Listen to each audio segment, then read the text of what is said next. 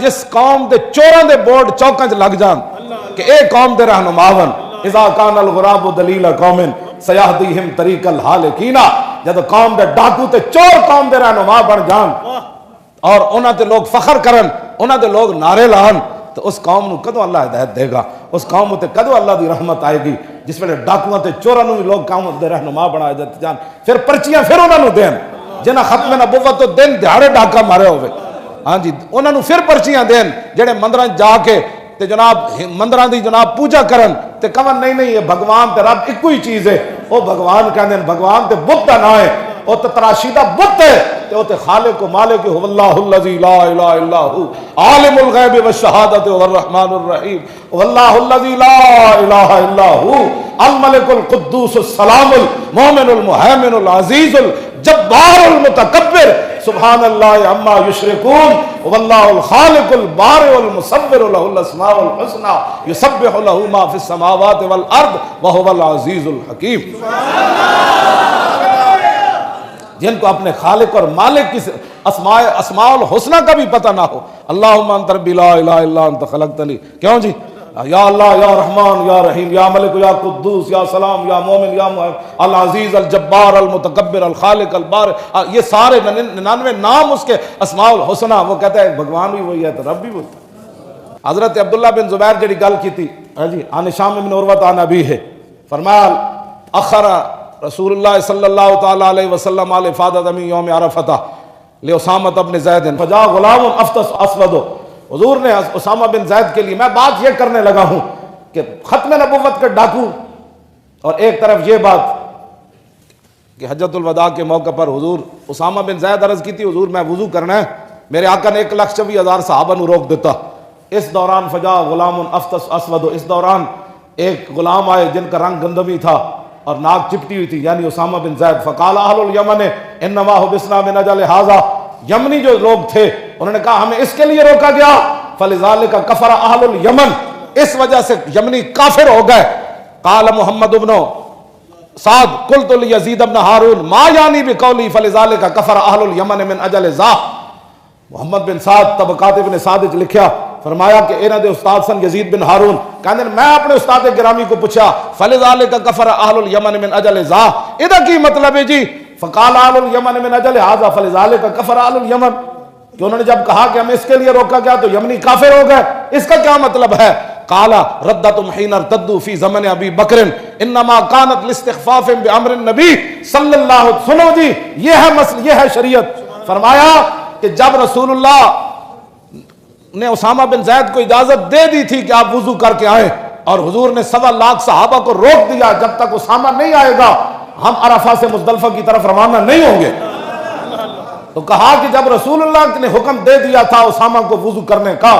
تو انما کانت ردتم حين ارتدوا في زمن ابی بکر، فرمایا جب حضور ظاہری دنیا سے تشریف لے گئے، صدیق اکبر خلیفہ بنے تو بہت سارے لوگ مرتد ہو گئے، بہت سارے لوگوں نے کہا کہ ہم زکوٰۃ نہیں دیں گے، بہت سارے لوگ دین سے پھر گئے، 2.5 نبی پیدا ہو گئے، 2 مردوں نے اعلان کر دیا، ایک عورت نے اعلان کر دیا، اور کیسر و کسرا کی فوجیں آ گئیں، اسامہ بن زید کو روانہ کرنے کا مسئلہ آ گیا، اسامہ بن زید کی قیادت کا مسئلہ آ گیا۔ کہا کہ جب یہ مسئلہ پیدا ہوا تو یمنی جن لوگوں نے کہا تھا کہ انما حبسنا من اجل ھذا،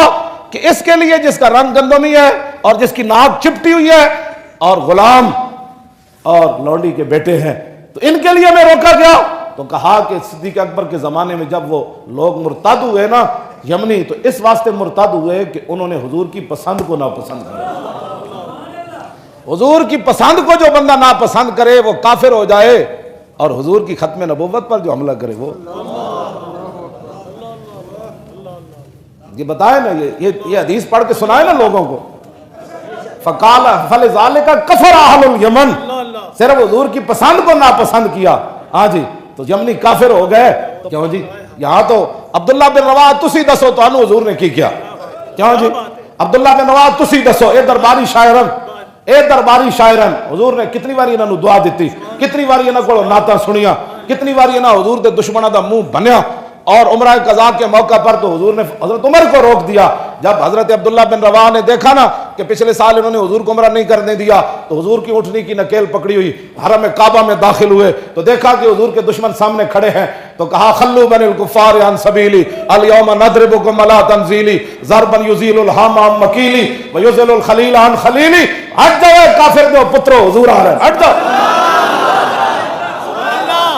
ہٹ جاؤ کافر دو پترو, حضور آ رہے ہیں. آج نے حضور دا راستہ روکیا, آج مڈو گردنا کٹ کے رکھ دیں گے, آج یار نو یار دی خبر نہیں رہنی. ہٹ جاؤ حضور آ رہے ہیں. حضور کے دشمنوں کو دیکھ کر جس کو اخلاقیات آ جائیں اس نے حضور کو کیا مانا. اور میں تو جو اخلاقیات پڑھے کوئی نہیں نا کہ منکرین ختم نبوت نال پھر جفے تے حضور دی ختم نبوت تے حملہ کرنے والے پھر پرچی. میں ایو جا اسلام پڑھیا کوئی نہیں, میں ایو جا عشق پڑھیا کوئی نہیں, میں واللہ کوئی نہیں پڑھیا. میں تو اے پڑھیا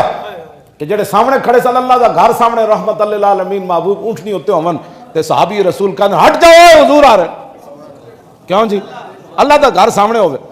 ہٹ جاؤ. آج اسی مڈو کر دو یزل الخلیل عن خلیل, آج مڈو کر دینا وٹ دیا کہ یار نو یار دی خبر نہیں رہنی. حضرت عمر فرمان لگے یا ابن رواحہ اور بین یدی رسول اللہ وفی حرم اللہ, اور فرمایا کیا کرتے ہو, تمہیں سمجھ نہیں ہے سامنے اللہ کا گھر ہے, اوپر رحمت للعالمین ہے, گردنیں کاٹنے کی بات کرتے ہو. تو میرے آقا نے فرمایا خلے عن عمر, فرمایا عمر عبداللہ بن رواحہ کا راستہ چھوڑ دے. فلا ہوا شد علیہم من وقت النبل, فرمایا عبداللہ بن رواحہ کے شیر وہ کام کر رہے ہیں جو تلوار اور تیر اور نیزے بھی کام نہیں کرتے. میری باتیں جو ہے نا وہ تلوار سے زیادہ ان کو گھائل کر جاتی ہیں.